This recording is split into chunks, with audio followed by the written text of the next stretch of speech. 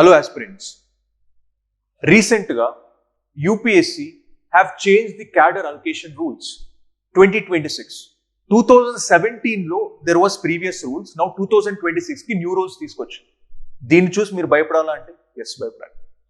Because the rules are so confusing that normal candidate may not be able to understand. Even legal experts are trying to decode it. And one more thing, మీరు నిజంగా state cadre రావాలి, home cadre రావాలనుకుంటే ఈసారి నుంచి చాలా కష్టం.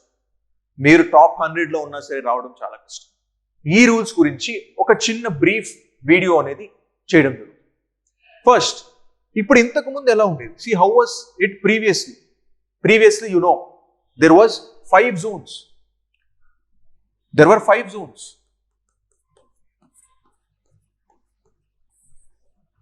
And మీరు ఎలా ఫిల్ చేసేవారు preferences? This is the exact copy of the preferences. మీరు చూస్తే like zone 1, zone 2, zone 3, zone 4, zone 5 ఇక్కడ ప్రిఫరెన్స్. ఇప్పుడు ఇక్కడ చూడండి, జోన్ 3కి ఫస్ట్ ప్రిఫరెన్స్ ఇచ్చారు. దాంట్లో కూడా మీరు మధ్యప్రదేశ్కి ఫస్ట్ ప్రిఫరెన్స్ ఇచ్చారు. దెన్ సెకండ్ ప్రిఫరెన్స్ దేనికి ఇచ్చాం? ఈ వీటిల్లో రాకపోతే జోన్ 2కి, జోన్ 1కి సెకండ్ ప్రిఫరెన్స్ ఇచ్చాం. దాంట్లో కూడా రాజస్థాన్కి ఫస్ట్ ప్రిఫరెన్స్ ఇచ్చాం. ఇలా జోన్స్ ఫిల్ చేసే వాళ్ళు order of preference of states కూడా ఫిల్ చేసేవాళ్ళు. But now things have changed. ఇప్పుడు అలా కాదు. ఈ జోన్స్ ని has been divided into cadres, new groups గా డివైడ్ చేయడం జరిగింది అనమాట. If you can see this, ఇలా 4 గ్రూప్స్ గా డివైడ్ చేయాలి. 5 zones are divide into 4 groups. ఈ గ్రూప్స్ వల్ల ఏమేమి మారుతాయి? There are many things that will change now.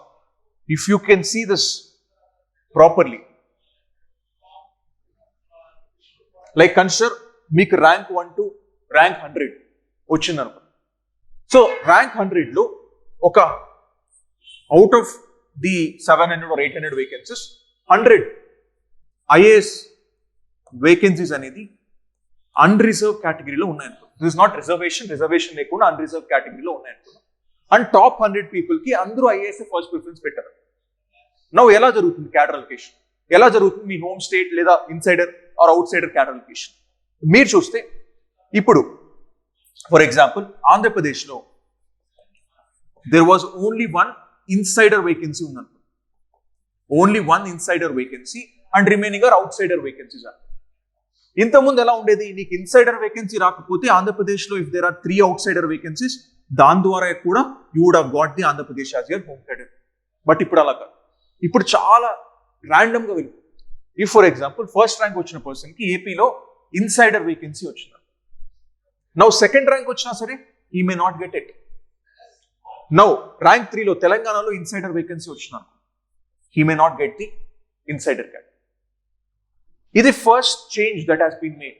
అంటే ఒక 25 గ్రూప్ ఆఫ్ ర్యాంక్ ని ఒక సైకిల్ గా పరిగణలోకి తీసుకొని వాటిల్లో ఇన్సైడర్ అండ్ అవుట్ సైడర్ గా అలొకేట్ చేయడం జరుగుతుంది. This is the first change that is made. Next, rank 2కి ర్యాంక్ 4కి ఏ స్టేట్స్ వచ్చే ఛాన్స్ ఉంటుంది? ఇంతకుముందు మనం ఏం చేసేవాళ్ళం తెలుసా? ఓకే, నాకు ఆంధ్రప్రదేశ్లో ఇన్సైడర్ లేదు కదా, నేనేం చేసేవాడిని? తెలంగాణ పెట్టుకునేవాడిని. తెలంగాణ నాకు సెకండ్ ప్రిఫరెన్స్. అప్పుడు ఆటోమేటిక్ ఏంటి, దగ్గరే కదా స్టేట్స్, నేను అక్కడే వర్క్ చేసేవాడిని దగ్గర. ఇప్పుడు అలా కాదు, నిన్ను నైబరింగ్ స్టేట్స్లో రానికుండా చేస్తుంది ఇప్పుడు మోడల్. దీంట్లో వచ్చిన చేంజ్ ఏంటి?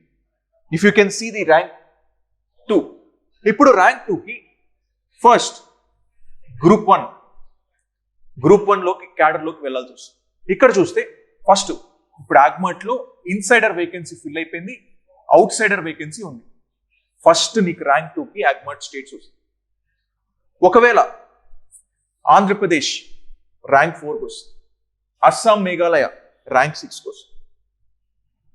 ఇలా ఈ సైకిల్లో ఉన్న అవుట్ సైడర్ వేకెన్సీస్ అన్ని అయిపోయిన తర్వాత నెక్స్ట్ ఈ సైకిల్కి వస్తాం, నెక్స్ట్ ఈ సైకిల్కి వస్తాం. అలా మనం ర్యాండమ్ గా అలొకేట్ చేస్తాం.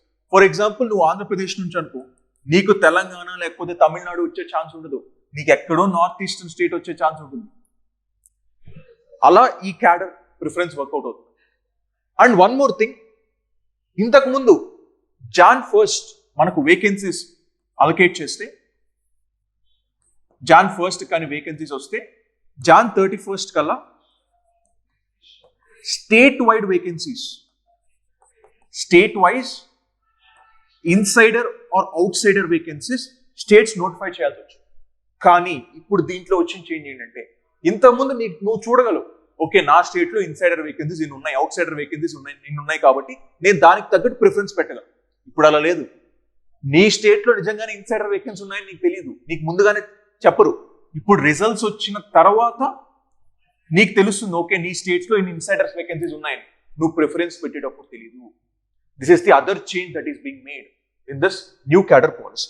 If I try to go through the changes, మీరు చేంజెస్ అబ్జర్వ్ చేస్తే you can see the changes.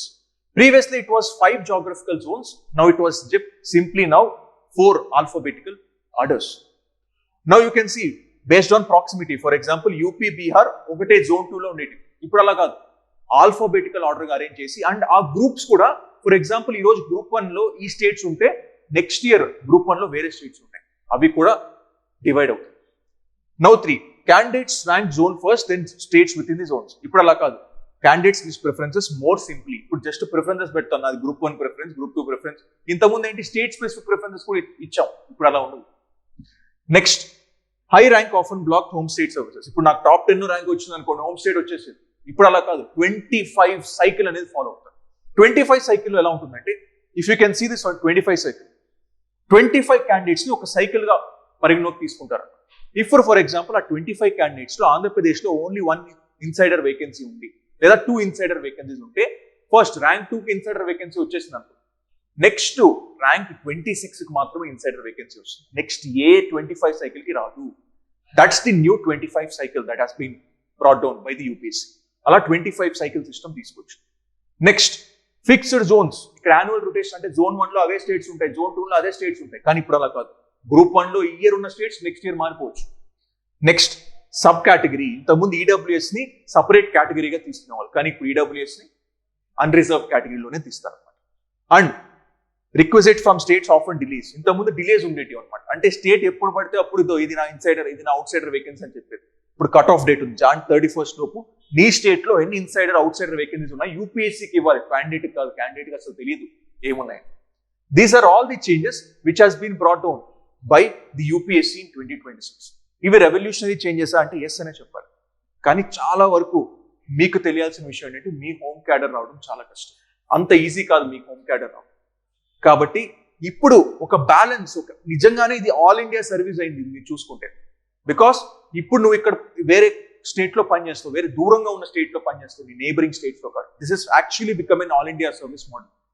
అందుకని యూపీఎస్సీ ఈ చేంజెస్ తీసుకొచ్చింది. So this is about the new cadre change policy. If you like the video, please like, share and comment. And meeku ee rules ela anipichayo meer comment box lo comment cheyochu. Thank you so much.